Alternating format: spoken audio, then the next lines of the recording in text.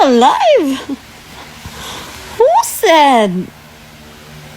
Buhay pa pala yun. May niniwala pa doon. Christy Vermin. Well, can't blame her.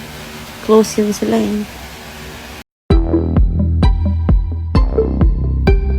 Muling nag-update ang actress na si Ellen Adarna sa kanyang social media account. Sinagot ni Ellen ang ilang katanungan ng kanyang mga followers sa Ask Me a Questions sa kanyang Instagram stories. Sinagot ni Ellen ang ilang mga katanungan ng netizens, kabilang na ang issue ng pagre-record niya ng pag-aaway nila ni Derek at ang masasabi niya sa pagkampi ni Christy Vermin kay Derek at iba't ibang issue na may kaugnayan sa buhay niya sa kasalukuyan. Narito ang kanyang mga sagot. Waiting for Lily to wake up so I can take her to the food park. I believe in mother's love. A mother's love is the highest form of love. Cheating, may it be emotional cheating, micro-cheating, digital infidelity, texting, no. All my bags are packed, ready to go. Love ako. Guy, I'm always calm. I've always been calm. And if you ask my friends and my nannies who's been there with me in my past relationships, I am not a shouting type. So, yun na. Diba? Nasa T1, sa line nag-ingon ako nga, why am I recording daw without his consent? Why did I give him consent to shout at me? Kung di ka ganahan ma-recordan, ayaw pag syagit-syagit. It's my only way to protect myself. Babae, di ako. Diba? Kasi hadlo kay that way. What if na may tabo? Laki is kusog. Kusgan ba yung laki? So, unsa man imuhang bawat, diba? So, yun na. Kung dili ka ganahan mabidyohan kasi yung kabuang di ayaw pagbuang-buang pagtarong og storya mura na simple. And I did not grow up in an environment na my father and my mom fighting, shouting at each other. No, I never heard my father shouting at my mom. So akong childhood with my parents like peaceful and calm. My father was a very calm person. So, when I hear shouting, it's not okay. It's not okay for me. It's not normal for me. It's not normal. But I have friends who grew up in an environment na ang parents pagsigig-away. So, that kind of situation, shouting, fighting, is normal. So, but me, no. I had a peaceful childhood with my parents. More na, at least I can say, I tried, been there, done that. There's no point. It's just paper. And if you check and research about why marriage exists, the history of it, I'll screenshot and you can dive deeper into it. So, of course, I did my research like why, unsa man din pakasal pa man taon ko. So, na-research ko. So, mga date to.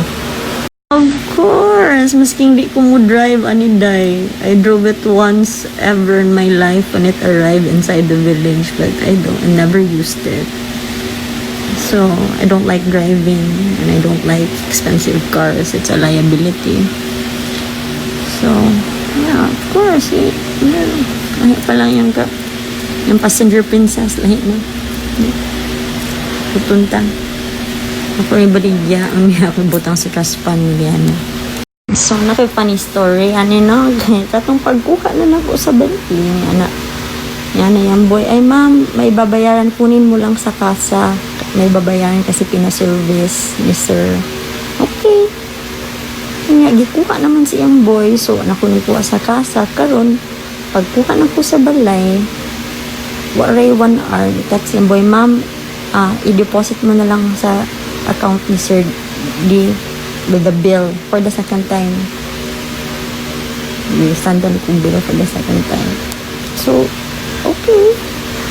So, nitawag ko sa iyang mga ex-friends ko. Ex-friends na din niya. Ang gichikan, huy, ako, di pa bayad. sa service, nga 65,000 nga, doon ako billionaire ni Inumigo. But anyway, matong chika, okay, mabayad ko with tip. Na-busy lang ko this week when moving in. But wait lang. Ay, sobrang peaceful na ng life ni Gali.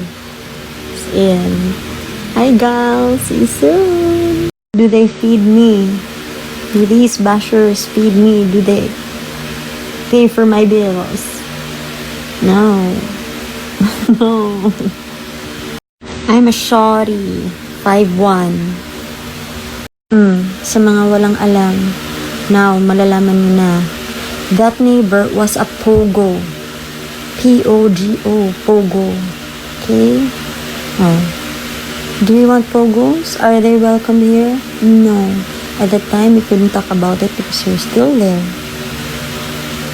Oh, but nawala na sila kasi pinaalis na. So, ano na yung mga daming hanash. Ngayon, alam niyo na pogo. Sige daw. Okay. Dai, 15 days lang yung restraining order, tapos na yung restraining order na dan. Okay? Ano gusto niyo ng resibo? Uy! She's still alive! Who said? Uy, pala yun. May niniwala pa doon. Christy Verman. Well, can't blame her. Close yun sila eh. Yes. The only times din na hindi yan nakapunta is when he's abroad or he has work. But he's always present sa mga kahit maliit na he's there. Si Jessa din nagbakasyon. Isdaan Bantayan. So, 1 month siya nagbakasyon. Sana all.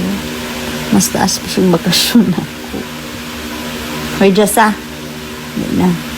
Katao nun siya, guys. Buwan siya may kanatawa doon niya sa una to.